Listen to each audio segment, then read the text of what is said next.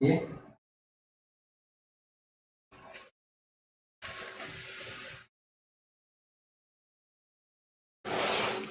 Hello दोस्तों, मेरा नाम है ब्रजेश और मैं आप लोगों को पढ़ा रहा था वेक्टर, जिसमें वेक्टर कह तो रहा हूँ लेकिन पढ़ाया नहीं था।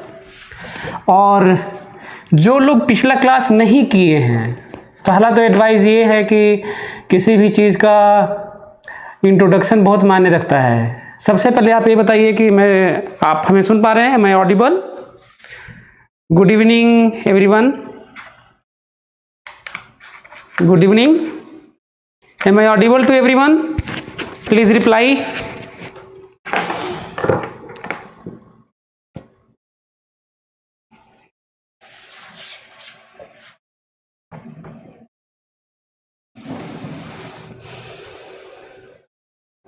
Am I audible?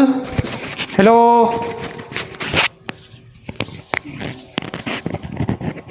Hello. Yes, sir. Okay. So, okay, good. तो मैं क्या बता रहा था? मैं ये बोल रहा था कि पिछला क्लास जो लोग नहीं किए हैं, जो लोग नए हैं, वो लोग ज़रूर देखें। हालांकि मैं कुछ शुरू नहीं किया था, लेकिन बातचीत ऐसी थी कि फिजिक्स के किसी भी लॉ से, किसी भी चैप्टर से, पूरी जर्नी से कहीं ज़्यादा इम्पोर्टेंट थी, क्योंकि इंट्रोडक्शन किसी भी चीज़ का बहुत मायने रखता है। तो मैं पिछले क्लास में बात किया था क्वेश्चन रेज करने वाली बातें, साइंस के बारे में, हमारी जो रीच है, जो टेक्नोलॉजी की, साइंस की चीज़ों की, उसके बारे में मैं बात किया था। तो उन लोगों से मेरा रिक्वेस्ट है, जो लोग नए हैं वो लोग मेरा पहला वीडियो ज़रूर देखें, वेक्टर वाला। हालांकि मैं वेक्टर पढ़ाया नहीं हूँ, उसमें मैं अपने बारे में बताया हूँ, साइंस के बारे में बताया हूँ, लॉज क्या होते हैं, डेफिनेशन क्या होते हैं, क्वांटिटीज़ क्या होती हैं, बड़ा डिस्कशन किया था। चीज़ें कैसे इवॉल्व हुई, ह्यूमन हिस्ट्री के बारे में बताया था कि 25 लाख साल पुरानी हमारी हिस्ट्री है और कैसे चीज़ें इवॉल्व होते हुए हमारा इंटेलिजेंस किस तरीके से आगे बढ़ा। और आज हम लोग आर्टिफिशियल इंटेलिजेंस की बात करने लगे हैं। आने वाले दिनों में नैनो टेक्नोलॉजी पे बहुत काम हो रहा है, बहुत कुछ नई चीज़ें देखने को मिलेंगी, है ना। तो सोनू, मैं ठीक हूँ बिल्कुल। मैं अब फिट हूँ, हेल्दी हूँ, तभी क्लास भी ले रहा हूँ। तो आप लोग सभी लोगों की दुआएं हैं, मैं लौट आया और फिर क्लास ले रहा हूँ। ओके, तो आज हम लोग सीखेंगे, वेक्टर को पढ़ेंगे, क्वांटिटी से शुरू करेंगे और वेक्टर शुरू करेंगे, है ना। और ये भी, इसका इम्पोर्टेंस भी समझेंगे और डिटेल में समझेंगे। ये जो आज तक 10 तक जो रटने पिटने वाली बातें होती रही हैं, वो सब अब छोड़ना पड़ेगा हम लोगों को, है ना। अब हम लोगों को असली साइंस जीना है, क्योंकि इंडियन एजुकेशन में क्या होता है वो मैं जानता हूँ, क्योंकि मैं भी उस दौर से गुजरा हूँ। मैं भी स्टूडेंट रहा हूँ, हमेशा मैं पैदाइशी टीचर नहीं था, कभी मैं भी स्टूडेंट था। सीरियल भी एक आता है ना कि सास भी कभी बहू थी। तो जो आज बहू है कल सास होगी, तो जो आप आज स्टूडेंट हैं, आप में से बहुत सारे आगे टीचर्स भी होंगे। एनीवे, सो हम लोगों को क्वांटिटी से शुरू करनी है। पिछले क्लास में मैं थोड़ी बहुत बात किया था कि फिजिकल क्वांटिटीज़ कितने तरह की होती हैं, है ना। तो पहला आपके लिए मैसेज है साइंस के बारे में। ध्यान से मेरी बात सुनना। डिविजन्स है ना, पहले जब इंजीनियरिंग, जब चीज़ें कहा था ना कि इवॉल्व होती हैं, तो इंजीनियरिंग शुरू में जो हमारी नीड है, कहते हैं ना आवश्यकता आविष्कार की जननी है। तो जब हम लोगों की चीज़ें शुरुआत हुई तो मेनली मैकेनिकल इंजीनियरिंग था, इलेक्ट्रिकल था, कोर ब्रांचेस थे 2-3 ठो। आज इतनी सारे इंजीनियरिंग के ब्रांचेज हैं कि शायद ही दुनिया का कोई एक व्यक्ति सारे के बारे में जानता होगा, मतलब काउंट कर ले, इतने डिविजन्स हो गए हैं। और डिवीजन का मतलब fine study, deep study, particular उसी फील्ड का स्पेशलाइजेशन। और कितने ब्रांच हो गए, अनलिमिटेड। तो ये और ज़्यादा फाइन करने के लिए डिवीज़न होते हैं। तो अब बात हो रही है साइंस में डिविजन्स की, जो अभी हम बात कर रहे हैं कि किसी चीज़ को डिवाइड कैसे किया जाए, कैसे देखा जाए, है ना, क्योंकि क्वांटिटी कितने तरह की होती है, टाइप्स, डिवीज़न। तो आप ज़िंदगी में ख्याल रखना हमेशा, आप मेरे नज़रिए से देखना, हालांकि आपका अपना धीरे धीरे नज़रिया आपका अपना बनना चाहिए, लेकिन हमेशा आदमी पहले सीखता है, फिर उन चीज़ों को क्वेश्चन रेज करता है और फिर अपनी चीज़ें अपनी तरीके से रखता है। तो डिवीज़न किसी भी चीज़ का दुनिया में डिवाइड करने के लिए पहले बेस चाहिए कि हम किस चीज़ को आधार बना रहे हैं। एम आई राइट? है ना, जैसे किसी भी चीज़ को कई तरीके से डिवाइड किया जा सकता है। क्वांटिटी कोई कहता है, यदि आप में से कोई हमसे पूछे कि क्वांटिटी कितने तरह की होती है, तो मैं पहले सोचूंगा कि ऐसी क्वांटिटीज़ जो दूसरे से बने और ऐसी क्वांटिटी जो किसी दूसरे से न बने, उसका अपना डेफिनेशन हो, वहीं से शुरुआत ही हो, तो तब कहा जाएगा कि क्वांटिटी दो तरह की होती हैं, fundamental quantities and derived quantities, जो यूनिट डायमेंशन चैप्टर में पढ़ाया जाता है, जो कि मैं नहीं पढ़ा रहा हूँ, और मैं बताया भी था पिछले क्लास में कि क्यों नहीं हम उसे पढ़ा रहे हैं। दूसरा बच्चा कोई आया, हमसे पूछा कि सर क्वांटिटीज़ कितने तरह की होती हैं, तो मैं सोचूंगा कि बेस अपना बदलूंगा। मैं वो बेस नहीं बनाऊंगा जो फंडामेंटल और मतलब मल्टीप्लाई डिवाइड करके डिराइव क्वांटिटीज़ और फंडामेंटल बेस क्वांटिटीज़, नहीं, मैं कुछ और सोचूंगा। मैं सोचूंगा कि ऑपरेशन वाइज क्वांटिटी, जोड़ घटाना गुणा भाग, ऐसे जो चीज़ें होती हैं, कैलकुलेशन, सॉल्व करना, कॉम्प्लेक्सिटी, मतलब उनको डील करना, वो आधार बनाऊंगा। और जब वो आधार बनाऊंगा तो मैं क्वांटिटीज़ को मेनली दो पार्ट में बांटूंगा। कहूंगा कि दो तरह की क्वांटिटीज़ होती हैं, scalar quantity and vector quantity. पढ़े भी होंगे आप लोग, नई बात नहीं कर रहा हूं, लेकिन लॉजिकल कर रहा हूं। आप ये नहीं पढ़े होंगे कि क्यों दो बनाए, आप बस ये पढ़े होंगे कि दो हैं। तो वही बात है, हम लोगों को हर के पीछे रीज़न जानना है। पिछले क्लास में बड़ा इंटरेस्टिंग था, मैं कीचड़ और गुलाब की बात कहा था कि पता नहीं किसने गुलाब को गुलाब कह दिया और सभी आज गुलाब कह रहे हैं, बल्कि दूसरे कम्युनिटी में दूसरी जगह रोज़ कहते हैं, इंग्लिश में, फ्रेंच में कुछ और कहते हैं, है ना। तो अलग अलग जगह अलग अलग कहते हैं।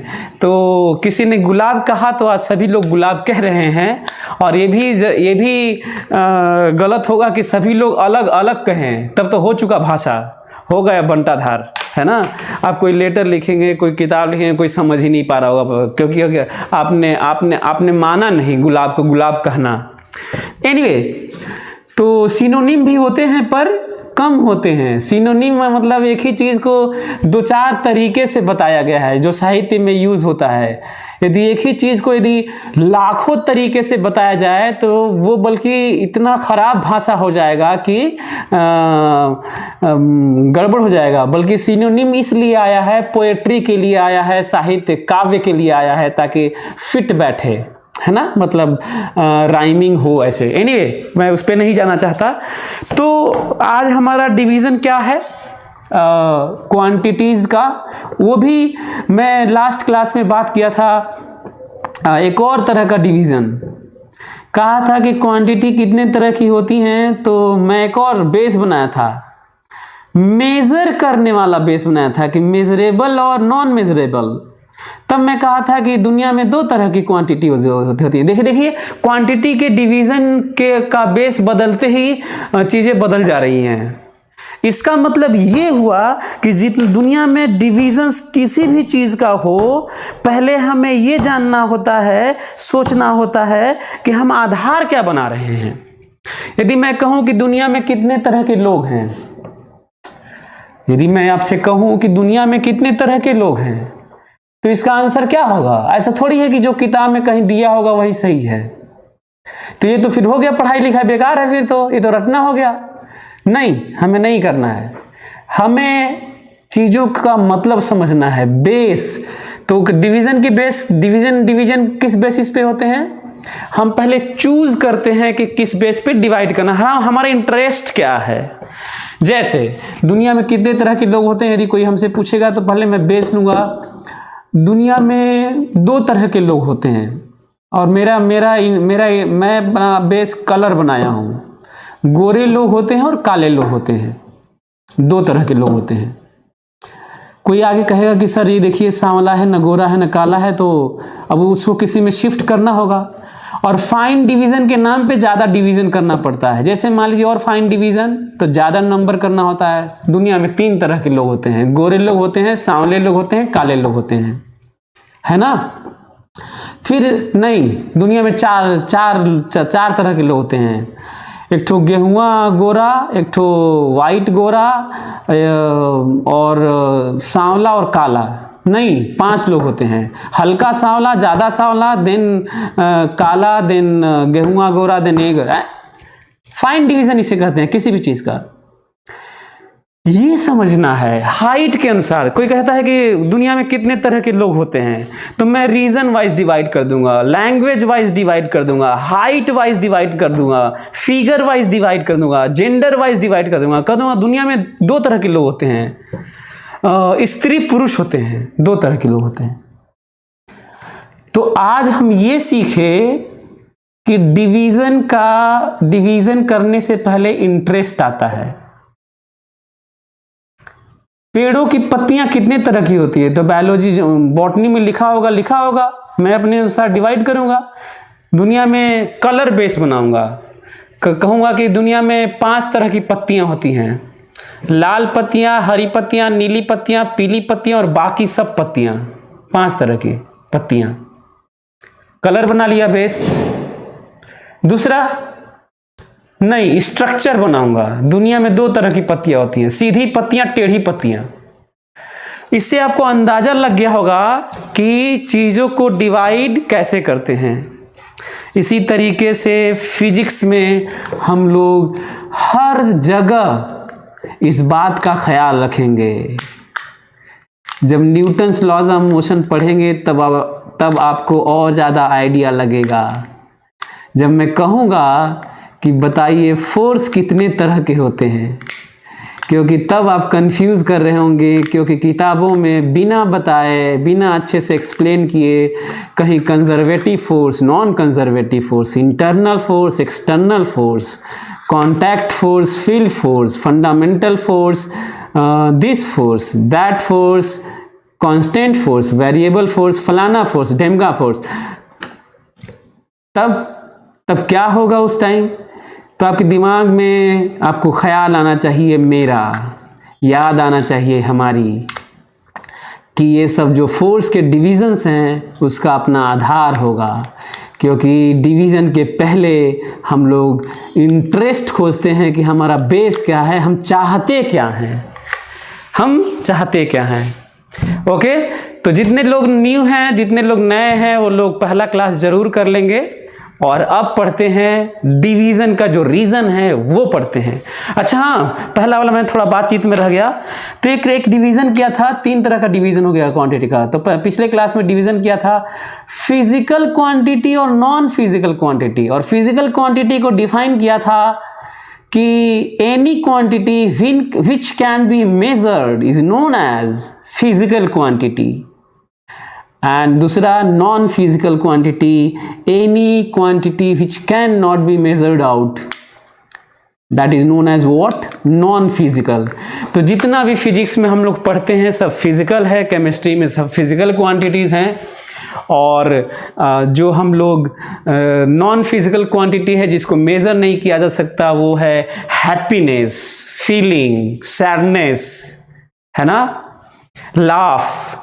ये सब क्या है, हम लोग नहीं मेज़र कर सकते। यदि मैं दुखी हूँ तो मैं कितना दुखी हूँ, कोई पैरामीटर, कोई डिवाइस, कुछ इसको स्टैंडर्डाइज नहीं किया गया। कोई ऐसा चीज़ नहीं है जिसे लेस इक्वल ग्रेटर के टर्म में अभी बात कर लें किसी से कंपैरिजन करके। वो मेरे ही के खुशी और गम से होगा कि कहीं ज़्यादा मैं खुश हूँ या कम खुश हूँ, बस।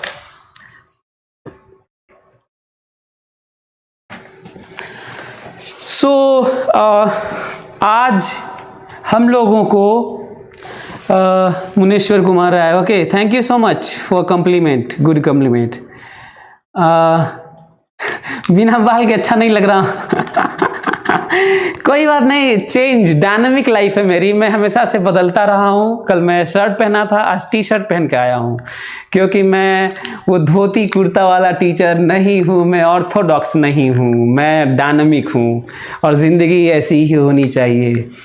यदि कोई रेस्ट में आ गया परमानेंट, जो स्थिरता विनाश का कारण है, कोई चीज़ यदि एक जगह हमेशा पड़ी हुई है वो सड़ जाएगी, वो मर जाएगी। तो जो लोग स्थिर होते हैं वो जिंदा रहते हुए भी जिंदा लाश होते हैं। तो डायनामिक लाइफ बहुत अच्छी है, बस ज़रूरत इस बात की है कि उसमें खराबियाँ, गंदगियाँ ना हो, गंदी सोच ना हो। पिछले क्लास में सोक्रेटिस के बारे में बताया था कि वैचारिक तौर पे आप लोगों को स्ट्रांग होना होगा, आपकी बहुत कम एज है ना। तो आपको अच्छी चीज़ें पढ़नी होगी, अच्छी चीज़ें सुननी होगी, अच्छी चीज़ें देखनी होगी, अच्छे लोगों के साथ में रहना होगा। और यदि आप चाहते हैं आईटी और नीट क्वालिफाई करना, तो अपने टीचर्स को ब्लाइंडली फॉलो करना होगा। हो सकता है टीचर्स के आपके गाइडेंस में थोड़ा बहुत कंट्रोवर्सी हो, कुछ टीचर्स, लेकिन सभी भला चाहते हैं। मैं कुछ और बोल दूं, कोई कुछ और बोल दे, तो हो सकता है थोड़ा क्लैश हो जाए, है ना। लेकिन सभी आपका भला चाहते हैं, उनमें उनके बताने के तरीके में अलग अलग हो सकता है, जो अच्छा लगेगा वो फॉलो करिएगा, है ना। तो ये है एनीवे। सो क्या क्या करना है अब हमें करना है फिजिकल नॉन फिजिकल हो गया। अब हमें फिजिकल क्वांटिटी पढ़नी है जो हमारे कोर्स में है। नॉन फिजिकल क्वांटिटी तो कोर्स में है नहीं, वो मेजर भी नहीं कर सकते। तो पढ़ते हैं फिजिकल क्वांटिटीज।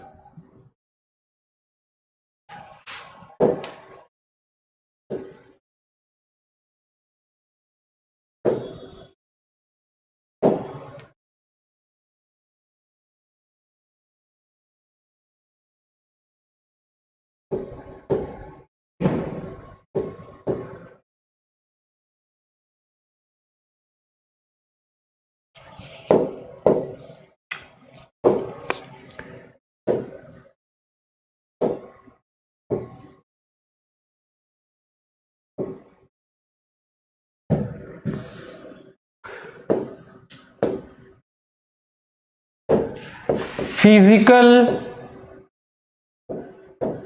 क्वांटिटीज, ठीक है। अच्छा हाँ, मैं एक चीज बताना भूल गया। सभी लोग, किसी भी टीचर में सभी लोग आप अपने कॉपी लेके बैठेंगे और जितना अच्छा आप लिख सकते हैं और जल्दी जल्दी लिख सकते हैं, दोनों करना होगा। हालांकि यूनिवर्सली प्रोपोर्शनल है ये, तेजी से लिखेंगे तो अच्छा लिख नहीं पाएंगे, लेकिन आपको करना पड़ेगा, ठीक है। तो आपको तेजी से लिखना है और कंप्रोमाइज स्टेट में तेजी से लिखना है और अच्छा लिखना है, एक अच्छा नोट्स बनाना है। हालांकि मैं आपको अपना पार्ट ऐसा पढ़ाऊंगा कि नोट्स की ज़रूरत नहीं होगी, फिर भी एक अच्छी बात होती है, एक अच्छी हैबिट होती है नोट्स बनाने की। तो आप बनाइए और हर क्लास में आप लेके कॉपी पेन बैठिए, जो कहा जाता है, जो लिखवाया जाता है उसे लिखिए। पिछले क्लास में ज़्यादा कुछ था नहीं, केवल मैं लेक्चर ही देता रह गया साइंस के बारे में, इवोल्यूशन के बारे में, ह्यूमन हिस्ट्री के बारे में, और कई क्वेश्चन छोड़ दिया कि टाइम की शुरुआत कब हुई, टाइम कैसे डिफाइन है, क्या टाइम पर इफेक्ट पड़ता है, कहीं तेज़ी से कहीं धीरे धीरे भी होता है। Is my head is older than my leg? Is it right sentence? मेरा सिर इससे ज़्यादा पुराना है क्या? टाइम का स्पीड ऊपर हाइट के साथ, ग्रेविटी के साथ इफेक्ट होता है। ब्रह्मांड जब बना था, कई क्वेश्चन छोड़ा था। ब्रह्मांड कभी बना था 13.5 अरब साल पहले, उससे पहले क्या था, और यदि ईश्वर था तो उसका काम क्या था। यदि ईश्वर का काम यदि कुछ करना है इस ब्रह्मांड में, तब क्या कर रहा था, और ईश्वर की उत्पत्ति कहाँ से हुई, वो कहाँ से आया है। यदि वो नहीं आया है, तो क्या इस तरह का तर्क किसी और चीज़ के लिए नहीं दिया जा सकता, जो साइंस में लोग बोलते हैं कि साइंस के पास इसका जवाब नहीं है। तो मैं कई क्वेश्चन आपके लिए छोड़ा था और कहा था कि आप इस पे जरूर सोचिएगा और हमेशा प्रश्न उठाते रहिएगा, धर्म के ऊपर भी, और साइंस में तो एविडेंस बेस्ड बात ही होती है, उस पे क्या है ना। Anyway, so physical quantities mainly दो तरह की होती हैं, पर मैं इसको 4 तरीके हायर एजुकेशन की थोड़ा सा कॉन्सेप्ट लेके भी आ रहा हूं इंटरेस्ट के लिए। ये रहा फिजिकल क्वांटिटीज के divisions: scalar quantity, vector quantity, tensor quantity और रेशियो। ठीक है, 4 तरह की क्वांटिटीज होती हैं दुनिया में, जिसको हम लोग यूनिट का ख्याल रखते हुए, न्यूमेरिकल वैल्यू का ख्याल रखते हुए और ऑपरेशंस मतलब जोड़, घटाना, गुणा, भाग, ये सब का ख्याल रखते हुए 4 में डिवाइड किए हैं। वैसे सच तो ये है, बहुत सारे किताबों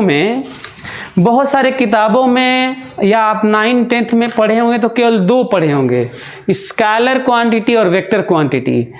तो और अभी भी किताबों में पढ़ेंगे तो 2 ही दिया हुआ है बहुत सारी किताबों में। और तो क्या किताबें गलत हैं? क्या आपको गलत पढ़ाया गया 9th-10th में? क्या अभी भी किताबें 11th-12th की हैं तो क्या गलत हैं? तो मैं कहूँगा गलत नहीं है, चीज़ें धीरे धीरे कठिन की जाती हैं, यही होता आया है। पहले आप ABCD पढ़े, फिर क ख ग ये सब पढ़े होंगे, और धीरे धीरे बिना मात्रा वाला वर्ड पढ़े होंगे, फिर धीरे धीरे मात्रा वाला पढ़े होंगे, फिर sentence framing, paragraph, story writing, सब बहुत कुछ आया होगा, है ना। तो वैसे ही है, तो ठीक है, 2 है तो भी, तो यदि मैं इन दोनों को मिटा दूं तो भी ठीक है, दोनों को रहने दूं तो भी ठीक है। हाँ, दोनों को ये हायर एजुकेशन में बातचीत होती है, तो आपके लिए मेनली ये 2 है, फिर भी मैं इसको लिख दिया हूँ समझाने के लिए, ताकि आपके पास थोड़ा सा ज़्यादा नॉलेज रहे। पता है, जब हम अपने नॉलेज को थोड़ा सा ज़्यादा रखते हैं तो जो हमारा कोर्स होता है वो छोटा लगता है। ठीक वैसे ही जैसे जब आप इंटरमीडिएट में पढ़ेंगे, जब आप 12th 11th पढ़ चुके होंगे, 12th पढ़ चुके होंगे, तो आपके किसी हाई स्कूल के बच्चे की बातें और उसका कोर्स लगे कुछ नहीं है, ये तो फालतू, अरे लाओ बता दें, है ना, छोटा लगेगा, है ना। लेकिन BSc का कठिन लगेगा, जब BSc का पढ़ लेंगे तो इंटरमीडिएट वाला छोटा लगेगा। सो ये लाइफ है, ये जर्नी है, ये चलती रहेगी ऐसे ही। Scalar quantities, vector quantities, Hindi है इसका। स्केलर मतलब अदिश, क्वांटिटी साथ में लिख लीजिएगा। स्केलर क्वांटिटी मतलब अदिश राशि, वेक्टर क्वांटिटी मतलब सदिश राशि, टेंसर क्वांटिटी मतलब प्रदिश राशि, और रेशियो मतलब अनुपात होता है। ठीक है, हाँ। अब ये है कि इसको रिप्रेजेंट करने के लिए, स्केलर क्वांटिटी को रिप्रेजेंट करने के लिए केवल मैग्नीट्यूड की जरूरत होती है। किसकी जरूरत होती है भाई, बताओ?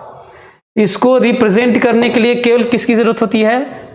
मैग्नीट्यूड की जरूरत होती है। किसकी जरूरत होती है भाई? केवल मैग्नीट्यूड की जरूरत होती है। हिंदी में परिमाण कहते हैं। हिंदी में क्या कहते हैं? परिमाण कहते हैं। वेक्टर क्वांटिटी को रिप्रेजेंट करने के लिए मैग्नीट्यूड की भी जरूरत होती है एंड डायरेक्शन की जरूरत होती है। टेंसर क्वांटिटी को रिप्रेजेंट करने के लिए मैग्नीट्यूड की जरूरत होती है, मैग्नीट्यूड एंड डायरेक्शन या पर्टिकुलर रिफरेंस की जरूरत होती है, रिफरेंस की जरूरत होती है। और ये तो केवल नंबर होता है, नंबर होता है ये। ठीक है, तो आप इसको डिफाइन भी कर सकते हैं कि any quantity which has magnitude only with unit is known as scalar quantity. Vector को भी तो इसी बेस पे अपना सेंटेंस बना के इनको डिफाइन कर सकते हैं, और इसीलिए मैं नहीं कर रहा हूं क्योंकि इतना तो आप 9th-10th में पढ़े होंगे। हाँ, आप ये नहीं पढ़े होंगे और इस समय किताबों में पढ़ेंगे तो दिया भी नहीं होगा, है ना? ठीक है। अच्छा, अब अगली बात ये है कि ये दोनों तब क्या है? ये दोनों तो आप लोगों को समझ में आता होगा। ये दोनों क्या है? पहले तो आप यदि भूल गए होंगे तो फिर से मैं याद दिला दूं। इस डिवीजन का वो वाला यूनिट डायमेंशन वाला नहीं, इस डिवीजन का जो बेस है, जो मायने हैं, जिस आधार पे डिवाइड किया गया है, ये जोड़ घटाना गुणा भाग करने के आधार पर, मतलब ये गुणा भाग करने के आधार पर और साथ में अपने कैरेक्टरिस्टिक जो वैल्यू होता है उसको ध्यान में रखते हुए, है ना, ये डिवाइड किया गया है। वो धीरे धीरे समझ में आ जाएगा कि मैं बताना क्या चाह रहा हूं। दिखाई नहीं दे रहा है? दिखाई दे रहा होगा क्या? रेड कलर दिखाई नहीं दे रहा है क्या आप लोगों को? बाकी लोगों को दिखाई दे रहा है रेड कलर? क्या रेड कलर नहीं दिखाई दे रहा है? ये सभी लोग बताएं भाई, मेरे कारण नहीं दिखाई दे रहा है कि रेड कलर नहीं दिखाई दे रहा है? जल्दी बताओ।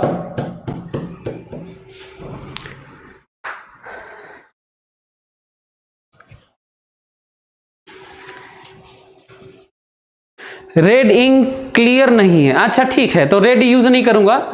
चलिए मैं दूसरा यूज करूंगा। अब इसके लिए नीचे के लिए फिर व्हाइट ले लूंगा, ठीक है? जब मैं लिखूंगा, चलिए जब मैं लिखूंगा कुछ नाम लिखूंगा तो मैं दूसरा यूज कर लूंगा। तो ध्यान से सुनो, स्केलर में तो कोई बात नहीं है, इसमें डायरेक्शन नहीं होता तो स्केलर है, ठीक है? कुछ नाम ले लेता हूं। स्केलर है, ये रहा स्केलर क्वांटिटी। स्केलर में कुछ एग्जांपल लेते हैं। स्केलर में है distance,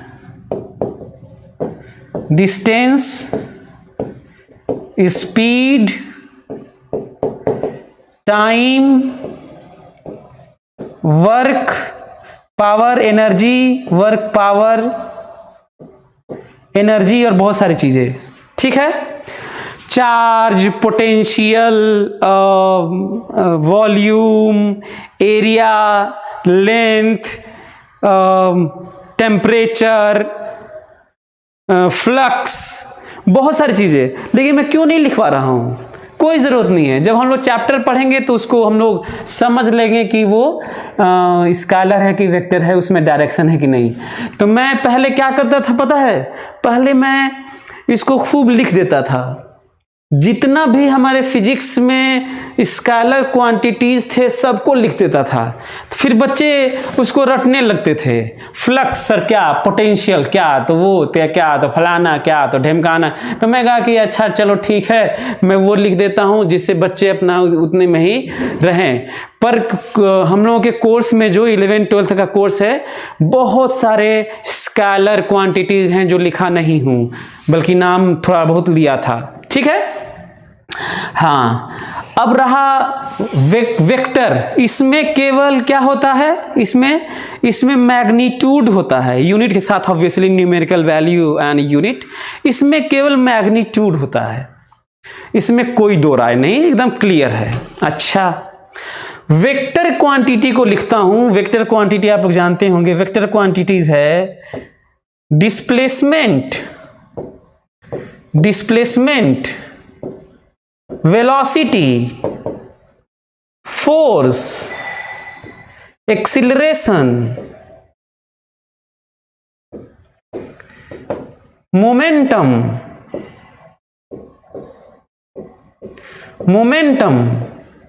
field, dipole moment, magnetic moment, angular velocity, position भी, पोजीशन वेक्टर, बहुत सारी चीजें हैं इसमें। पोजीशन वेक्टर बल्कि लिख लीजिए ना, एक पोजीशन वेक्टर लिख लीजिए। पोजीशन वेक्टर, डिस्प्लेसमेंट, वेलोसिटी, और वो मैं नाम लिया हूं जिसके बारे में आप जानते हैं। देखिए फिर एक ठो आ ही गया, कृष्णा केशव ने कह दिया व्हाट इज फ्लक्स। तो तो जब फ्लक्स चैप्टर आएगा तो पढ़ेंगे। इसीलिए मैं बोल रहा था कि मैं सब नाम नहीं लूँगा, केवल वो नाम लूँगा जिसके बारे में आप फेमिलियर हैं, ताकि आप कंफ्यूज ना हो, डरे नहीं फिजिक्स से, ठीक है। तो यहाँ भी मैं वही नाम ले रहा हूँ जिससे आप थोड़ा फेमिलियर हैं। तो फ्लक्स पूछना नहीं है, फ्लक्स हम लोग 12th का कोर्स में आएगा जो स्केलर है और पढ़ेंगे, ठीक है। अच्छा, क्वेश्चन मेरा ये है, क्वेश्चन अब बड़ा क्वेश्चन है आपसे। क्वेश्चन मेरा ये है कि वेक्टर में भी मैग्नीट्यूड और डायरेक्शन होता है। इसमें तो अंतर पता चल रहा है कि इसमें डायरेक्शन नहीं होता, केवल मैग्नीट्यूड होता है, पर इसमें मैग्नीट्यूड और डायरेक्शन होता है, और टेंसर में भी मैग्नीट्यूड और डायरेक्शन होता है या रिफरेंस होता है। तो इन दोनों में अंतर क्या है आपको बताना है। कई लोग पूछ रहे हैं कि व्हाट इज फ्लक्स। गजब है यार, जब मैं मना कर रहा हूं कि फ्लक्स के बारे में नहीं पूछना है तो भी पूछ रहे हो। बेवकूफों की तरह बात मत करो, जो भी मैं बोलूं उसे ब्लाइंडली फॉलो करो, है ना। और जो भी टीचर बोले, टीचर कहता है कि लेक्चर अटेंड करने के लिए मोबाइल का यूज करो, इसके अलावा मोबाइल छूना नहीं है, तो आपको मोबाइल छूना नहीं है। मैंने अपने 15 साल के इस करियर में, टीचिंग करियर में, मैंने उन सारे बच्चों को सेलेक्ट होते हुए या अच्छा करते हुए, यदि आईटी में सेलेक्ट नहीं भी हुए तो अच्छे एनआईटी में या नीट में अच्छा करते हुए देखा हूं। लेकिन ब्लाइंडली फॉलो करना पड़ता है ना, तब आप जंग जीतेंगे। तो ब्लाइंडली फॉलो करना है ना। एनीवे, सो मेरा क्वेश्चन है कि वेक्टर और टेंसर में तब क्या अंतर है। तो आपको पता तो होगा नहीं, क्योंकि टेंसर तो पहली बार सुन रहे हैं, तब तो हमको बताना ही पड़ेगा सीधा। वेक्टर केवल इतने से ही नहीं बनता। Any quantity which has magnitude as well as direction and follows triangle law of addition. मन करता है तो लिख भी सकते हैं इसके, वे any quantity which has magnitude as well as direction and follows triangle law of addition is known as vector quantity. ऐसे करना होगा तब वेक्टर, और यही ट्राइंगल लॉ ऑफ एडिशन ये फॉलो नहीं करता। क्लियर? इन दोनों में क्या अंतर है आप लोगों को समझ में आ गया। वेक्टर में कंडीशन है, मैग्नीट्यूड और डायरेक्शन के साथ साथ यदि वो triangle law of addition follow करता है तभी वेक्टर कहा जाएगा, नहीं तो उसे वेक्टर नहीं कहेंगे, है ना। उसे वेक्टर नहीं कहेंगे, बावजूद इसके कि उसके पास मैग्नीट्यूड और डायरेक्शन है, तब हमें उसे टेंसर कहना होगा। अब आपके दिमाग में एक क्वेश्चन आ रहा होगा, sir what is triangle law of addition.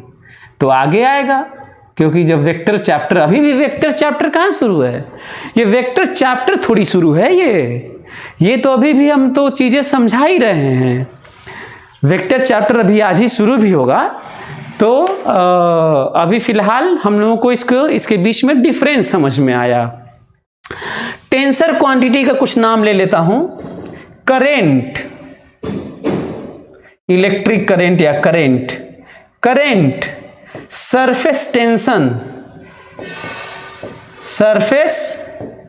Tension, moment of inertia,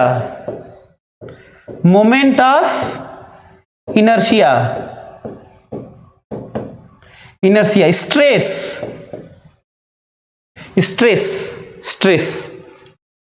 इस तरह के कई हैं, पूरा नाम नहीं। अब फिर ये करंट नाम तो सुना ही होगा, हो सकता है सरफेस टेंशन भी नाम सुने होंगे। मोमेंट ऑफ इनर्शिया आपके लिए नया होगा, स्ट्रेस भी शायद आप जानते होंगे, मे बी।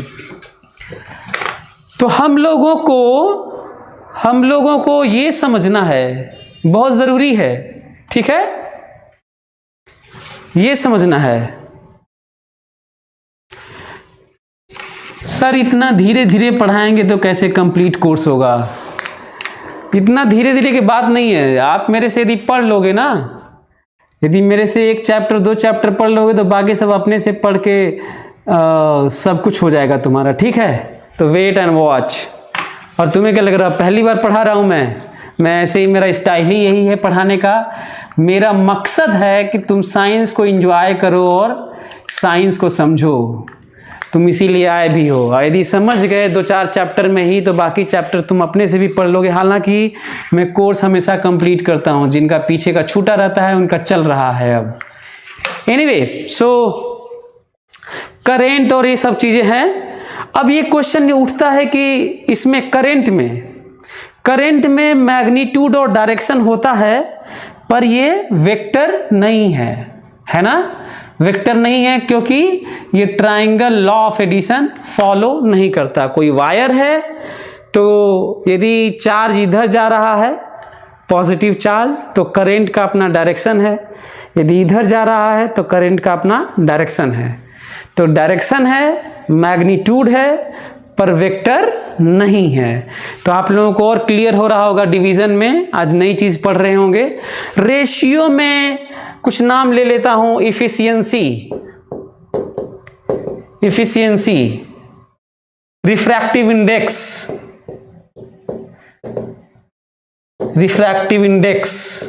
मैग्निफिकेशन,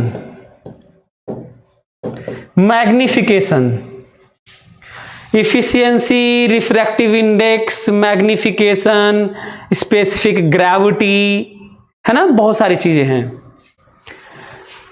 अब ये क्वेश्चन होता है, हाँ बिल्कुल आलोक, यही जो लोग इस तरह के क्वेश्चन उठाएंगे आकाश जैसे अभी, तो इस तरह के क्वेश्चन मत उठाओ, क्योंकि मेरे पढ़ाए हुए बच्चे कितना आगे तक जाते हैं तुम्हें ये जान के आश्चर्य होगा कि आईटी जो क्वालिफाई भी नहीं करते हैं वो प्राइवेट में जाके आईटी के फेस्ट में अवार्ड जीत के आते हैं फिजिक्स में प्रोजेक्ट में, ठीक है। और जो एग्ज़ाम देते हैं उसमें जनरली फिजिक्स में ज़्यादा नंबर लेके आते हैं। तो मैं ऐसे ही पढ़ाता हूँ, मेरा स्टाइल यही है। और बहुत सारे बच्चे तो ये कहते हैं कि सर फिजिक्स में बहुत अच्छा तो नहीं किया, लेकिन फिजिक्स गलतियां हो जाती थी, लेकिन फिजिक्स सीख गया और उससे अच्छा नहीं सिखाया जा सकता था, है ना। तो दिमाग में ये नहीं रखना है कि कितना धीरे है, दिमाग में ये रखना है कि हम क्वेश्चन रेज करना उसके पीछे लॉजिक समझ रहे हैं, ये ज़्यादा ज़रूरी है हमें लगता है। एनीवे, तो फिर आते हैं, अब ये बताओ कि इसमें भी बहुत सारे और भी क्वांटिटीज़ हैं। अच्छा हाँ, इसमें तो बहुत, सब में से और भी क्वांटिटीज़ हैं 12th के, 11th 12th का। मैं तो जनरली ट्राई किया हूँ कि 11th वाले क्वांटिटीज़ को ज़्यादातर लिखूँ ताकि आप डरे नहीं, क्योंकि कई लोग सर्विस से वेक्टर क्वांटिटी ज़्यादा टेंसर क्वांटिटी, वेक्टर क्वांटिटी ज़्यादा टेंसर क्वांटिटी नहीं। सुनो, अब हमको ये बताओ कि सही में जो किताबों में है, चाहे सही में जो हम लोग 11th 12th के कोर्स में, आईटी नीट के कोर्स में जो पढ़ेंगे, सही में 2 ही टाइप का हमको नजर आएगा। वो तो मैं एक्स्ट्रा में इंफॉर्मेशन और नॉलेज के लिए बता दिया। तो अब आप लोग हमको बताइए कि यदि मैं रियली में कह दूं कि 2 ही तरह की क्वांटिटीज होती हैं, सही में मैं 2 ही डिफाइन करता, तो बताओ इन सारी क्वांटिटीज को कहाँ रखता, इसको मैं कहाँ रखता, इसको मैं कहाँ रखता, बताओ, चलो जल्दी बताओ। यदि मैं केवल 2 ही क्वांटिटी लिखता, इसको मिटा दूं मैं, तो ये क्वांटिटीज तो है ही, तो इनको यदि रखना होगा तो इन दोनों में से किसी में रखना होगा, क्योंकि 2 ही तरह की क्वांटिटी बोल रहा हूं। मतलब दुनिया की सारी क्वांटिटी को 2 ही में डिवाइड करना पड़ेगा, तो कहीं ना कहीं तो दोनों में से किसी में तो रखना पड़ेगा, क्योंकि कह ही रहे हैं कि 2 टाइप की होती हैं, तो किस में रखेंगे बताओ, इन क्वांटिटीज को किस में रखेंगे? किसी के पास है आंसर? किसी के पास आंसर है कि हम इसको किस में रखेंगे? इसका आंसर मैं आपको बताता हूं। इन दोनों क्वांटिटीज को जितना भी यहाँ पे हैं 8-10 ठो, जितना भी यहाँ पे हैं 8-10 ठो, जो पूरा लिखा भी नहीं हूं, उठाऊंगा और ले जाके स्केलर में पटक दूंगा, स्केलर में। इसका मतलब यदि 2 ही क्वांटिटी की बात हो तो ये सारी क्वांटिटीज भी स्केलर में होंगी।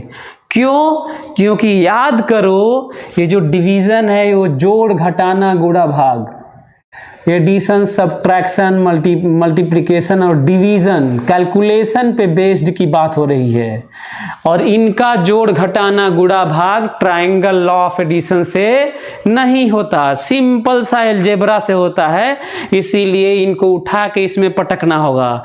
कई लोग सोच रहे होंगे कि मैग्नीट्यूड और डायरेक्शन है तो इसे वेक्टर में रखिए, कई लोग सोच रहे होंगे कि इनको उठा के वेक्टर में रखिए क्योंकि मैग्नीट्यूड और डायरेक्शन है, पर इसमें नहीं रख सकते क्योंकि इनका जोड़ घटाना गुणा भाग वेक्टर की तरह नहीं होता, उसका अपना अलग स्टाइल है, और यही कारण है कि हमें वेक्टर अलग से चैप्टर पढ़ना पड़ता है। क्लियर हो रहा है तुम लोगों को? ये बहुत ज़रूरी है समझना, एक एक चीज़ समझो, ये नहीं कि सर 2 क्लास में तो हम आगे बढ़े ही नहीं।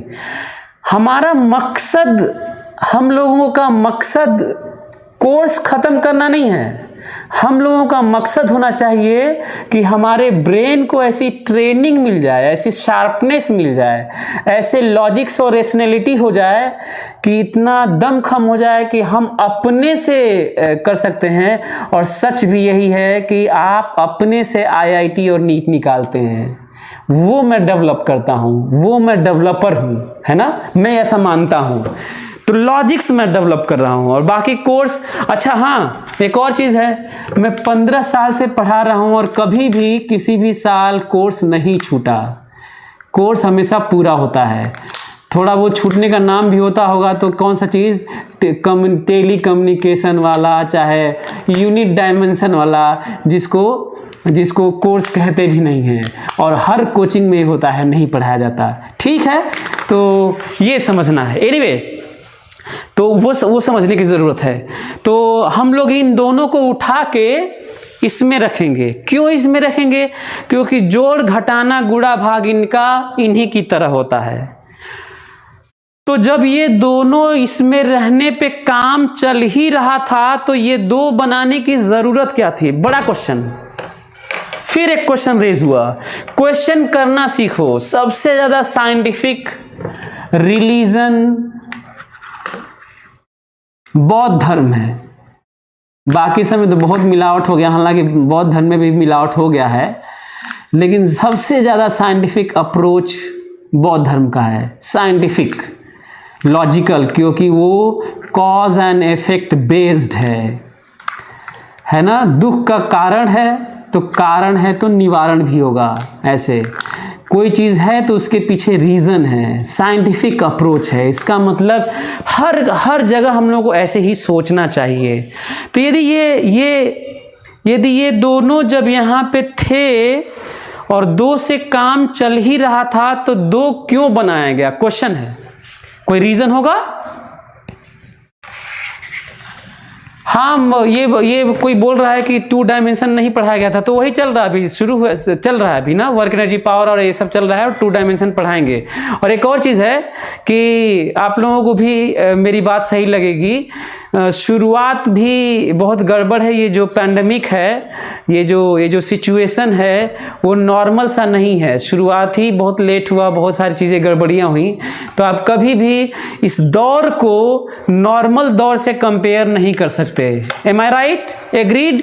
सभी लोग सहमत हैं कि पिछले साल और जिस तरह की स्थितियां थी, लॉकडाउन बंद, कुछ नहीं चलेगा, ये होगा वो होगा, तो इसको नॉर्मल की तरह ट्रीट करके कोर्स के बारे में मत बोलिए इस प्लेटफॉर्म पे। ज़्यादा ज़रूरी है कि हम लोग पॉजिटिव थॉट रख के चलें, लेकिन फिर भी 2 डायमेंशन छोड़ा नहीं जाएगा, पढ़ाया जाएगा जो 11th से 12th में गए हैं। ठीक है, ध्यान रखना, वो मजबूरी थी हमें छोड़ के आगे बढ़ने की, क्योंकि टाइम बहुत कम था और चीज़ें नहीं हो पाई। एनीवे, कोई बात नहीं। तो क्या करना है हम लोगों को? ये जब दोनों इसमें था तो 2 क्यों? तो ध्यान से सुनना मेरी बात, फोकस करो। करंट पहले इसी में था, करंट स्केलर माना जाता था। करंट क्या था? स्केलर माना जाता था। ये सब स्केलर माने जाते थे, सब स्केलर माने जाते थे। लेकिन जब ये हुआ, ये वेक्टर अपने में तो रखा नहीं था, क्योंकि वेक्टर कह दिया कि भाई मेरा जो कैरेक्टरिस्टिक है, जो कंस्ट्रेंट है, जो मेरा रूल्स रेगुलेशन है, वो तुम फॉलो करते नहीं हो, तुम ट्रायंगल लॉ ऑफ एडिशन से जुड़ते नहीं हो, इसलिए मेरे रूल को जोड़ घटाना सब जो है उस रूल को फॉलो नहीं करते हो करेंट, इसलिए हम तुमको अपने में नहीं रखेंगे भले ही तुम्हारे पास डायरेक्शन है। ये बेचारा इसके पास गया, ये तो पहले ही भगा दिया, कह दिया कि ऐसा है भाई कि तुम हमारे में से निकल जाओ। क्यों? क्योंकि तुम्हारे पास डायरेक्शन है और मेरा अपना पूरा ब्यौरा, हमारा साम्राज्य बिना डायरेक्शन वाला है।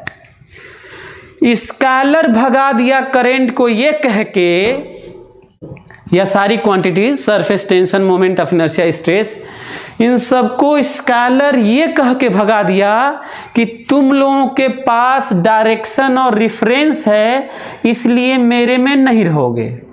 मेरे में केवल वो रहेगा जो केवल जिसके पास मैग्नीट्यूड होगा। बेचारे भाग गए यहां से। वेक्टर अपने में इसलिए नहीं रखा क्योंकि कह रहा था कि जोड़ घटाना जो चीजें होती हैं ऑपरेशन, मेरे रूल को तुम लोग फॉलो नहीं करते, इसलिए मेरे में नहीं रह सकते, रूल को फॉलो करना होगा, और इनके बस में नहीं था। तो ये बेचारे अलग से झोपड़पट्टी बनाए, अलग से अपना घर द्वार बना के यहाँ पे हैं, नाम रखे टेंसर। क्लियर हो गया? Is it clear to everyone?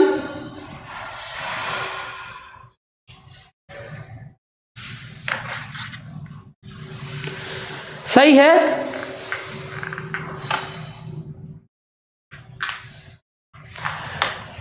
Clear हुआ कि ये इसकी स्थिति क्या थी, क्यों यहाँ पे बैठे हुए झोपड़पट्टी अपना अलग व्यवस्था करके, ये समझ में आ गया। अच्छा, अब रेशियो की बात आती है।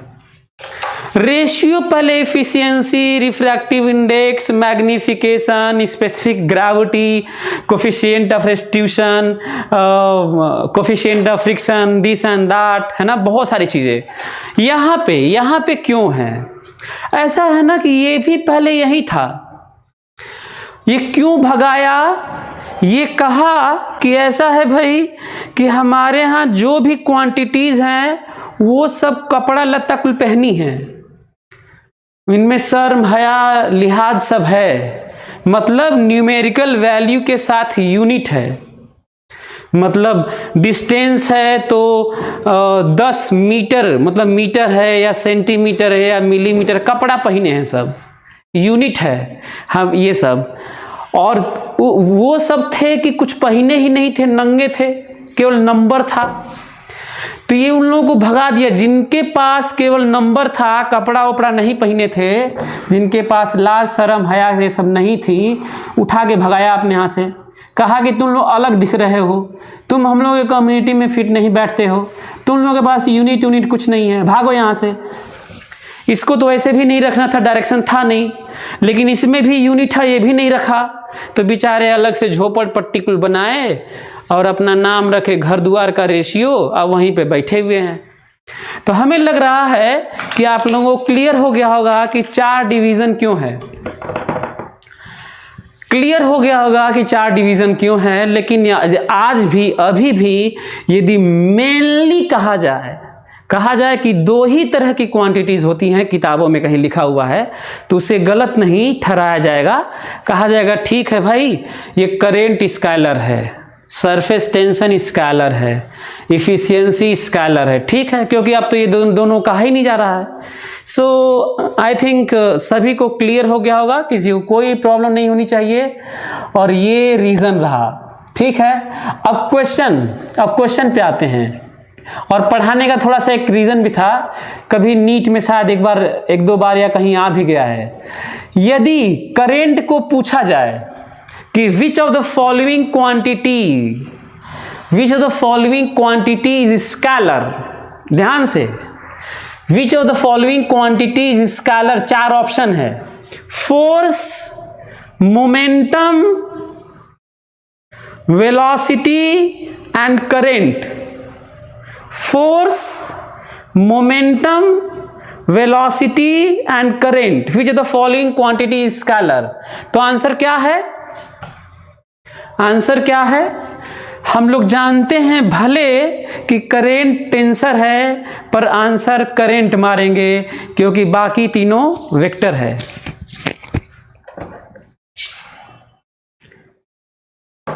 क्लियर हो रहा है क्या? बताओ यार, तुम लोग बताते नहीं हो यार। बताओगे तभी ना आगे बढ़ूंगा। बताते रहो, डिस्कशन करते रहो मेरे से, बताते रहो लगातार मेरे से। डायलॉग बहुत ज़रूरी है। तो हम लोग क्योंकि उसमें आप बात नहीं हो रही है, वो टेंसर को टेंशन नहीं मानना है, दो ही मानना है वो, ठीक है, ओके। लेकिन यदि कहता है कि which of the following quantity is tensor, force, momentum, distance and current, और टेंसर पूछा है। अब टेंसर वर्ड ले लिया, क्वेश्चन में कह दिया, तो अब तो करेंट। तो आप देखिए कि किस तरह से क्वेश्चन, तो इसका मतलब ये है कि यदि टेंसर का सेंस क्वेश्चन में है, तब इसका मतलब ये डिवीजन, ये चारों को हमको समझना होगा, और नहीं तो जनरली दो का। तो हमें क्वेश्चन से पता चल जाता है कि रियली में हमें आंसर क्या करना है ना। किसी को दिक्कत नहीं होनी चाहिए। एनीवे, अब हमारा काम है वेक्टर पढ़ना। तो वेक्टर की शुरुआत हो गई। अब वेक्टर की शुरुआत हुई है। कहा था ना कि वेक्टर शुरू हो जाएगा, धीरे धीरे नहीं पढ़ाना। आपको पता है, मैं कई बार कहता हूं, आज मैं फिर से कह रहा हूं, मैं दुनिया का सबसे तेज पढ़ाने वाला टीचर हूं, फास्टेस्ट। लगता नहीं होगा पर हूं। जानते हो क्यों? मैं बता देता हूं रीजन। जब मैं पढ़ाऊंगा आपको, तो आपकी रेशनैलिटी, आपके लॉजिक्स डेवलप करूंगा, और मैं ऐसा पढ़ा दूंगा कि बाकी चैप्टर को यदि मैं हल्का फुल्का हिंट उंट कर दूं, तो आपका ब्रेन इतना डेवलप हो चुका होगा कि बड़ी तेजी से आप पढ़ के उसको कोर्स को कवर कर लेंगे और आईटी में और नीट में चले जाएंगे। तो बताओ कौन सबसे तेज? यदि मैं न्यूटन्स लॉज ऑफ मोशन पढ़ा रहा हूं, उसके थ्रू रोटेशनल की अंडरस्टैंडिंग बन रही है, पूरे फिजिक्स की बन रही है, तो उस समय हम लोग पूरे फिजिक्स पढ़ते हैं। अभी हमारी क्वालिटी समझ में नहीं आ रही है, जब हम लोग आगे पढ़ेंगे, अभी तो कोई मेन चैप्टर ही नहीं है, तो जब हम लोग आगे पढ़ेंगे ना, तब आपको पता चलेगा कि मैं किस तरीके की बातें करता हूँ। रीज़न भी बता देता हूँ और स्पेसिफिक होके बता देता हूँ। एक्चुअली में जो हमारे कोर्स में है, वो लॉज बहुत लिमिटेड हैं। फिजिक्स के लॉज बहुत ही लिमिटेड हैं, लेकिन सिचुएशन, कंडीशन, वेरिएशन बहुत ज़्यादा है। और मेरा काम होता है कि महसूस करवा दूं कि लॉ क्या है। मुश्किल से 15-20 लॉज हैं, 15-20 लॉ पूरा 11th-12th में है। पूरा ऑप्टिक्स बहुत बड़ा चैप्टर है। ऑप्टिक्स, रे ऑप्टिक्स ऑब्वियसली बहुत बड़ा चैप्टर है, बहुत ज्यादा वेरिएशन है। लॉ केवल 2 है उसमें, रिफ्लेक्शन और रिफ्रैक्शन, बस 2 लॉ है। यदि उनको हम समझ गए अप्लाई करना, तो इतनी मोटी मोटी जो किताबें हैं रे ऑप्टिक्स पे, हम उन्हीं को लगा के आगे बढ़ सकते हैं, क्योंकि उसके अलावा लॉज हैं ही नहीं। ये समझना है। तो मेरा काम होगा कि मैं आपको बताऊं कि लॉज रियली में कहाँ से आए हैं, क्या हैं, और कैसे लॉज को कैसे अप्लाई करें। अभी लॉज तो आया ही नहीं है, अभी तो वेक्टर शुरू है। और वेक्टर पढ़ने का रीज़न ये है ताकि हम लोग कैलकुलेशन, एडिशन, सब्ट्रैक्शन, मल्टीप्लिकेशन ये सब कर पाएँ, तो ये रीज़न है। तो शुरू हुआ वेक्टर, अब जाके शुरू हुआ वेक्टर, ठीक है, अब जाके वेक्टर शुरू हुआ। और दूसरा वेक्टर क्यों, स्केलर क्यों नहीं? क्वेश्चन खड़ा हो गया। टेंसर चैप्टर क्यों नहीं? रेशियो चैप्टर क्यों नहीं? स्केलर चैप्टर क्यों नहीं? वेक्टर चैप्टर क्यों? हर एक के पीछे लॉजिक है। इसीलिए मैं बोल रहा हूँ कि लॉजिकल बनने की कोशिश करो। ये कोर्स वोर्स के चक्कर में मत पड़ना, नहीं तो तुम मेरे लिए नहीं बने हो, मेरा क्लास भी मत करना। तब यदि धीरे और तेज और ये सब बात करोगे मेरे क्लास में तो अच्छा होगा कि तुम क्लास मत करना, ज़्यादा अच्छा रहेगा मेरे क्लास का। क्योंकि जब मैं पढ़ाता हूँ तो मैं भूल जाता हूँ कि आईटी और नीट भी कुछ होता है, डिग्रियाँ भी कुछ होती हैं, मैं भूल जाता हूँ। ठीक है, हाँ। तो वेक्टर चैप्टर क्यों? खूब वेक्टर पढ़ेंगे, कई क्लास वेक्टर पढ़ेंगे। स्केलर क्यों नहीं? टेंसर क्यों नहीं? रेशियो क्यों नहीं? बताइए क्या रीजन है? क्या रीजन है बताइए?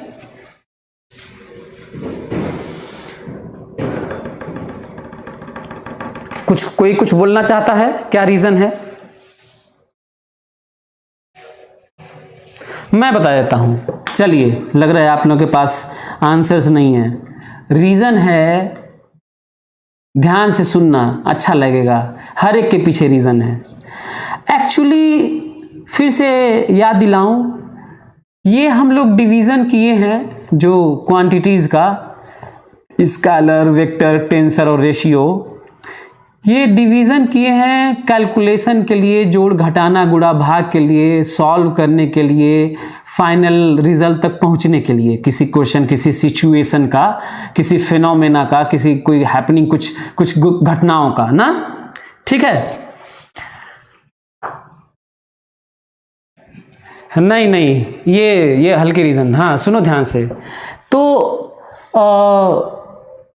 स्केलर में सब कुछ वही होता है जो तुम करते आए हो। स्केलर में सब कुछ वही होता है जो छोटे से बचपन से करते आए हो। सिंपल सा अलजेब्रा, जोड़ घटाना गुणा भाग, वैसे ही समेशन, सीरीज, दिस दैट। तो क्या वही पढ़ाऊं? क्या आप लोग सोच रहे हैं कि मैं पढ़ाऊं 2 + 4 = 6 पढ़ाऊं? यही स्केलर है, सिंपल अलजेब्रा स्केलर है। और तो क्या उसका मैं जोड़ घटाना गुणा भाग पढ़ाऊं? क्या आप छोटे से पढ़ते नहीं आ रहे हैं? तो बस खत्म हो गया स्केलर। जो कुछ आप जोड़ घटाना गुणा भाग पर करते आ रहे हैं वही वाला स्केलर के लिए यूज होता है, और स्केलर चैप्टर खत्म। वही इनके लिए भी, टेंसर और रेशियो के लिए भी होता है, तो इसलिए खत्म। हाँ, वेक्टर ऐसे नहीं होता है। और बड़ा स्टेटमेंट, यदि फिजिक्स को, साइंस को कठिन बनाता है, कम समझ में आता है, किसी को कॉम्प्लेक्स क्रिएट करता है, कॉम्प्लिकेटेड लगता है, तो रीजन है वेक्टर क्वांटिटी। क्योंकि उसके ऑपरेशंस आसान नहीं होते, उसके ऑपरेशन आसान नहीं होते। इसीलिए हमें वेक्टर चैप्टर पढ़ना होगा। और यदि वेक्टर चैप्टर जो नहीं पढ़ा ठीक से, वो उसका फिजिक्स खत्म कहानी। क्योंकि फिजिक्स में 2 ही तरह के चीज़ें आएंगी, स्केलर और वेक्टर। स्केलर वाला तो डील कर लोगे, लेकिन वेक्टर वाला यदि तुम्हें नहीं आता है, जो कि बहुत कठिन है। हम कठिन करके डराना नहीं चाहते। जब मैं पढ़ाता हूँ तो चीज़ें कठिन नहीं होती। मैं उनकी बात कर रहा हूँ जो दूसरे पढ़ाते हैं। मैं इगोइस्टिक नहीं हूँ, मैं बस जस्ट इन्फॉर्मेशन दे रहा हूँ आपको। इन्फॉर्मेशन बहुत ज़रूरी है। किसी और का आप लेक्चर देख लीजिएगा, बड़े से बड़े लेक्चरर का देख लीजिएगा कि क्या वो मेरी तरह पढ़ाता है कि नहीं पढ़ाता है लॉजिकली। एनीवे, सो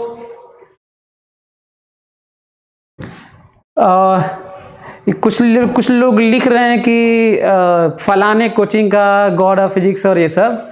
उनसे किसी और को भी जाके कहीं से पूछ लेना। जो क्वेश्चन रेज करूंगा मैं, किसी भी टीचर से पूछ लेना, उसको आ जाएगा तो मैं पढ़ाना छोड़ दूंगा। ठीक है, ये ज़रूरी है। जितना मैंने फिजिक्स पे काम किया है शायद ही कोई किया होगा, कोई भी किया होगा। जो बच्चे हमसे पढ़े हुए हैं वो जानते हैं। अभी तुम लोग शुरू कर रहे हो ना, तो चलो। एनीवे, तो मैं क्या बोल रहा था? वेक्टर। मैं तो ये कहता हूं कि किसी से यही पूछ लेना कि वेक्टर में डिवीजन क्यों नहीं होता। किसी से पूछ लेना वेक्टर में डिवीजन क्यों नहीं होता, केवल मल्टीप्लिकेशन क्यों होता है। कोई जवाब दे देगा कोई टीचर तो मैं पढ़ाना छोड़ दूंगा। यदि कोई बता देगा कि वेक्टर में दो तरह के ही प्रोडक्ट क्यों होते हैं, कोई जवाब दे देगा तो पढ़ाना छोड़ दूंगा मैं, है ना। ये समझो लॉजिक्स, इसीलिए मैं बार बार बोल रहा हूं कि रेशनैलिटी लाना है। ये ब्लाइंडली ये नहीं कि फलाने ने ये तो धमाके नहीं है।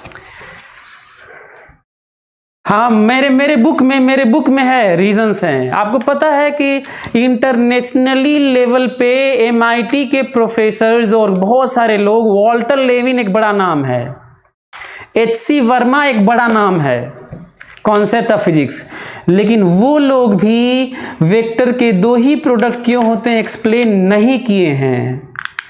डिवीजन क्यों नहीं होता नहीं किए हैं। मैं करूंगा और मैं अपने बुक में लिखा हूं, ठीक है, और बाकी और भी बातें करूंगा। बहुत करीब से मैं स्प्रिंग और स्ट्रिंग को देखा हूं, डंडे को, मैटर को देखा हूं। एस्ट्रोनॉमी में बड़ा इंटरेस्ट है। अभी मैं कैमरा घुमा के दिखा सकता हूं कि जिसमें मैं पढ़ा रहा हूं वो लाइब्रेरी है, उसमें दुनिया के सारे एस्ट्रोनॉमी की बुक है, मिचियो काकू से लेकर स्टीफन हॉकिंग तक। और मेरे पास पूरी हिस्ट्री है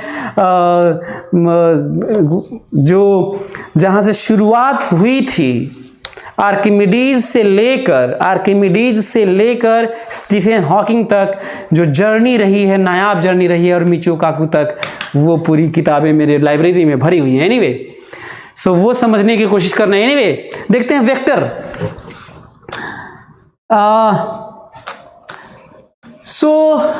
वेक्टर में वेक्टर कठिन क्यों है? क्योंकि इसमें डायरेक्शन है। तो एक मैं वेक्टर को बहुत सिंपल तरीके से आइडिया बनाने के लिए मैं एग्जाम्पल लूंगा तो ज़्यादा समझ में आएगा। स्केलर के लिए कहा जाता है 2 kg गेहूं है प्लस 4 kg उसमें ऐड किया गया तो कितना kg गेहूं हो गया? 6 kg। इसे क्या कहते हैं? आइडिया। धीरे धीरे पढ़ना है, याद करो, मैं बार बार बोल रहा हूं, धीरे धीरे हम लोग लॉजिकली पढ़ेंगे। 2 kg गेहूं है, उसमें 4 kg गेहूं ऐड कर दिए। गेहूं का डायरेक्शन नहीं होता, मास का है, मास की बात हो रही है, मास स्केलर क्वांटिटी। 6 kg गेहूं हो गया, सिंपल सा एडिशन। ओके, अच्छा, लेकिन 2 न्यूटन फोर्स है, 2 न्यूटन फोर्स है प्लस 4 न्यूटन फोर्स है। इसका मतलब ये वेक्टर क्वांटिटी है। एरो का मतलब ये सिंबल पे आएंगे हम लोग ना, सिंबल पढ़ेंगे। 2 न्यूटन फोर्स है और 4 न्यूटन फोर्स है। कितना न्यूटन फोर्स होगा दुनिया का कोई भी व्यक्ति नहीं बता पाएगा। किसी बॉडी पर 2 फोर्स लग रहे हैं। Force is a vector quantity. Force is a vector quantity. Force is a vector quantity. 2 Newton और 4 न्यूटन। रोहित भारद्वाज, गुड। केवल मैं पढ़ाता ही नहीं हूं रोहित, मैं ऐसी चीजें डेवलप करता हूं कि ब्रेन को ट्रेनिंग मिलती है। ओके, ठीक है। ओके, सो हाँ, 2 न्यूटन फोर्स और 4 न्यूटन फोर्स एक बॉडी पर लग रहे हैं। एक बॉडी पर 2 न्यूटन फोर्स और 4 न्यूटन फोर्स लग रहे हैं। बताना है कि कितना न्यूटन नेट है। जैसे गेहूं के लिए बताए थे 6 kg हुआ था ना, तो वो सिंपल सा हो गया था। इसका आंसर क्या है? नहीं बताया जा सकता, क्योंकि वेक्टर क्वांटिटीज डायरेक्शन के साथ जुड़ते हैं।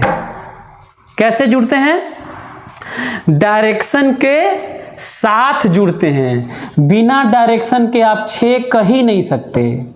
हाँ, पर ये कह सकते हैं कि भाई हम एग्जैक्ट तो नहीं बता पाएंगे, पर हम रेंज बता सकते हैं। हम ये बता सकते हैं कि कहां से कहां तक हो सकता है। मतलब मसलन 2 न्यूटन और 4 न्यूटन का 10 न्यूटन तो नहीं हो सकता, 50 न्यूटन तो नहीं हो सकता। भले ही बता नहीं पा रहे हैं, पर 10 न्यूटन नहीं हो सकता, और 1 न्यूटन भी नहीं हो सकता, 1.5 न्यूटन भी नहीं हो सकता। हाँ, इसका रेंज मैं बता रहा हूं 2 न्यूटन से 6 न्यूटन तक के बीच में होगा, और 2 भी हो सकता है, 6 भी हो सकता है, और बीच में सब हो सकता है। और 2 और 6 के बीच में इनफाइनाइट नंबर्स होते हैं, वो इंटीजर वाला मत गिन लेना, पॉइंट वाला भी। सो इसका रिजल्ट कितना हो सकता है? इनफाइनाइट रिजल्ट हो सकते हैं, 2 से लेकर 6 तक और बीच में सारे, लेकिन एग्जैक्ट बताया नहीं जा सकता। ये छोटा सा आइडिया है वेक्टर की शुरुआत के लिए, ये है छोटा सा आइडिया है वेक्टर की शुरुआत के लिए। क्यों नहीं हम बता पा रहे हैं? क्योंकि वेक्टर में डायरेक्शन होता है और डायरेक्शन के साथ जुड़ते हैं। हमको लग रहा है कि आप लोगों को मेरी बातें समझ में आ रही होंगी अच्छे से। तो यहाँ से शुरुआत होता है। अब ये रहा कि ऐसा क्यों, डायरेक्शन के साथ फील कराइए। मैं बड़ा बच्चों के बीच में पॉपुलर हूँ कि मैं अक्सर वर्ड यूज करता हूँ और उन्हें फील होता भी है। Imagination encircles the whole knowledge and everything, every subjects, every topics. Imagination, Einstein का स्टेटमेंट है लाइक दिस। इमेजिनेशन एक अच्छी चीज़ है। आप इमेजिन करिए, चलिए इमेजिन करिए मेरे साथ, आप इमेजिन करिए। ये रहा एसी का, यहाँ पे एसी भी लगा है। ये रहा ब्लॉक, कोई वस्तु है।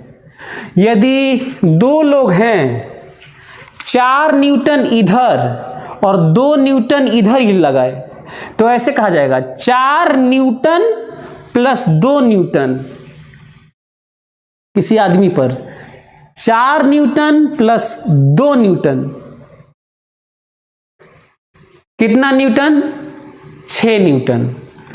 4 न्यूटन प्लस 2 न्यूटन बराबर 6 न्यूटन। और दूसरा सुनो, दूसरा 4 न्यूटन प्लस 2 न्यूटन, उल्टा प्लस कह रहा हूं, जोड़ रहा हूं, ध्यान से सुनो, डायरेक्शन के साथ जुड़ता है। कोई आदमी इधर किसी चीज पर, एक आदमी 4 न्यूटन इधर से धक्का लगा रहा है और एक आदमी उधर से 2 न्यूटन से धक्का लगा रहा है। दोनों फोर्स को जोड़ना है और आंसर है 2 न्यूटन। एक आदमी 4 न्यूटन ऐसे लगा रहा है और एक आदमी ऐसे लगा रहा है, ऐसे देखो, ऐसे 60 डिग्री पर, 90 डिग्री पर कितने डिग्री पे फोर्स लगाए जा सकते हैं? ये देखो, मैं फोटो बना देता हूं। 4 न्यूटन 2 न्यूटन, इसका रिजल्ट है 6 न्यूटन, प्लस है, जोड़ा गया है। 4 न्यूटन 2 न्यूटन, इसका रिजल्ट है 2 न्यूटन। 4 न्यूटन प्लस 2 न्यूटन, इसका कुछ और रिजल्ट है, 2 न्यूटन। 4 न्यूटन 2 न्यूटन, इसका कुछ और रिजल्ट है। 4 न्यूटन 2 न्यूटन, इसका कुछ और रिजल्ट है। इनके बीच में 120 डिग्री, इनके बीच में 60 डिग्री। कितने तरीके से एक बॉडी पर फोर्सेस 4 न्यूटन 2 न्यूटन लगाए जा सकते थे, बताओ। एक बॉडी पर 4 न्यूटन और 2 न्यूटन कितने तरीके से लगाए जा सकते थे? इसका आंसर है इनफाइनाइट तरीके से लगाए जा सकते थे। और यही रीज़न है कि रिजल्टेंट अलग अलग आएगा। यहाँ पे एक ही तरफ लगाओगे तो 6 आएगा। तो इसका मतलब 2 फोर्स का, 2 वेक्टर क्वांटिटीज का मैक्सिमम तब होता है जब एक तरफ लगते हैं, जोड़, एडिशन। और एडिशन मिनिमम तब होता है जब उल्टा लगते हैं, क्योंकि इनमें डायरेक्शन होता है। और बाकी सब एंगल के लिए इन बिटवीन होता है। तो रेंज 6 से 2 कहां से आया, समझ में आया क्या? इसी तरीके से वेलोसिटी v1 एक हो जिसका मैग्नीट्यूड दिया हो, वेलोसिटी v1 हो 2 मीटर पर सेकेंड और v2 हो 10 मीटर पर सेकेंड। बताओ यदि दोनों वेलोसिटी का मैग्नीट्यूड दिया है, बस मैग्नीट्यूड, ये 2 डंडा लगाने का मतलब मैग्नीट्यूड होता है। क्या बता सकते हो कि ये दोनों वेलोसिटी किसी पे इंपोज किया जाए, किसी बॉडी पर दोनों वेलोसिटी एक्ट करे इंडिपेंडेंटली, तो बताओ मैक्सिमम कितना होगा? बताओ मैक्सिमम कितना होगा? ये बताओ। इनको जोड़ा जाए, इन दोनों वेलोसिटी को, डंडा लगाने का, 2 डंडा लगाने का मतलब मैग्नीट्यूड है, डायरेक्शन हम नहीं बता रहे हैं।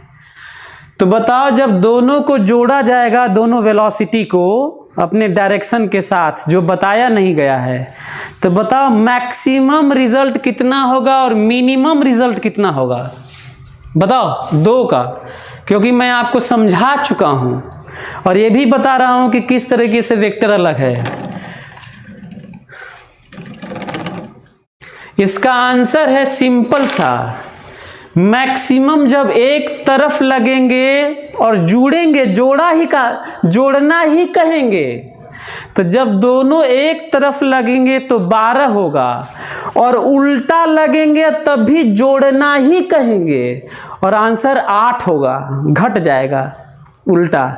10 में से ये 2 माइनस कर देगा, जबकि जोड़ कहेंगे।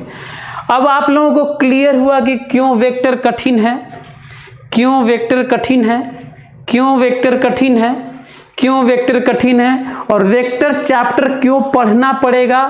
और पूरे साइंस में, पूरे फिजिक्स में, 11th 12th में वेक्टर भरा हुआ है हर चैप्टर में। और यदि वेक्टर की चीज़ें हम नहीं जान पाएंगे अच्छे से, जितना मैं आराम से पढ़ा रहा हूँ फंडामेंटली, आपका फिजिक्स वाला वो चैप्टर सारा वीक हो जाएगा, क्योंकि हर जगह क्वांटिटी के नाम पर स्केलर और वेक्टर मिलेगा। तो हम लोग वेक्टर को खूब अच्छे से आइडिया लगाएंगे। वेक्टर के बारे में आज हल्का सा इंट्रोडक्शन हुआ। वेक्टर का अपना वेरिएशन है, 2 और 4 कह देने से हम लोग नहीं जोड़ सकते, क्योंकि ये डायरेक्शन के साथ जुड़ता है। और 2 क्वेश्चन में चैलेंज के साथ, कई कोचिंग वाले इसमें आके गाली भी देते हैं और कई कोचिंग वाले आके दूसरे कोचिंग की बड़ाई भी करते हैं। तो ये भी समझने वाली बात है। अभी एक ठो आया था, एक ठो नमूना है ना, तो कोचिंग वाले इस तरह से करते हैं, तो उससे डिस्ट्रैक्ट मत होना। दूसरे कोचिंग वाले अपने एजेंट छोड़ रखे हैं, अपने उनके टीचर्स भी इन्वॉल्व होते हैं, खुद भी गालियाँ देते हैं, टीचर्स तक गालियाँ देते हैं हम लोगों को, है ना। तो सबकी औकात सामने आ चुकी है। एक कोरोना बहुत सारे चीज़ों को ले गया। बहुत दुख के साथ मैं आपको ये भी बता दूं कि मेरे मम्मी पापा नहीं रहे, 25 दिन पहले की बात है, दोनों लोग चले गए, जिनके कारण मैं आप लोगों के सामने हूँ। तो कोरोना ने बहुत कुछ ले गया इस दुनिया से, बहुत अच्छे अच्छे लोगों को ले गया, लेकिन एक चीज़ दे गया है। जो लोग अपने आप को तोप समझते थे, सब ऑनलाइन आ चुके हैं और कौन क्या है सबकी औकात सामने आ रही है। तो मैं बस इतना ही कहना चाहता हूँ कि आप सबके वीडियोस देख लीजिएगा और तब डिसाइड करिएगा। 2 क्वेश्चन छोड़ा भी हूँ आपके लिए, कहीं से पूछ के आना, मेरी किताब मत पढ़ना, क्योंकि मैं अपनी किताब में तो लिख दिया हूँ। और बहुत सारे टीचर्स मेरी किताब पढ़ के अपने कोचिंग में पढ़ा रहे हैं। बहुत सारे टीचर्स मेरे पास आए और कहे कि जो आपने लिखा है वो कहीं नहीं है।